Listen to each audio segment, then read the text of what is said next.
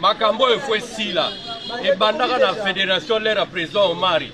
toye lelo mutazo diriger fédération lelo ezali Sambi bien donné Sambi ancien gardien ya Saint-Paul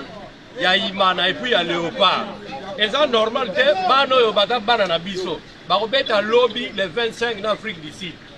lelo va s'entraîner par quel miracle bozo luka victoire l'actuel ministre ya sport Kaboul Bwana Kaboul ancien journaliste bato bata pembene ba yebisi eza normal te ba jozo équipe nationale ba osala bango nkoboye ata muyibi yango ezalaka boyo ka pesoni siko tozoka ke balobi na bango ba bima na hotel ba ke nolala wapi et puis ni bazali ba betaka na Congo te ba betaka na Turquie ba betaka na ba pays étranger boyo bisa bango ba bima na hotel eza normal oyo bato fingisa honneur à chef de l'état chef de l'état ba conseiller na yo o ba yebisa yo fungola misu batebele bato saboter mandat na yo oyo eza nko bazosala bakoyeba bango te bakoyeba yo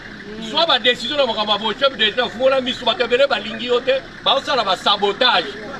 lobi tokobeta honneur na oyaka mata Léopard na bagarçon lobi tina ta délégation na sa de marquis chef de l'état omona sabotage oyo bazosala bana oyo tala bilo balkomi FECOFA filmé en FECOFA et la fédération congolaise de football alors mutato diriger football ato diriger pour la tatane na maman n'était pour l'honneur ya Congo bon sur ma disposition pour un match à lobby va s'entraîner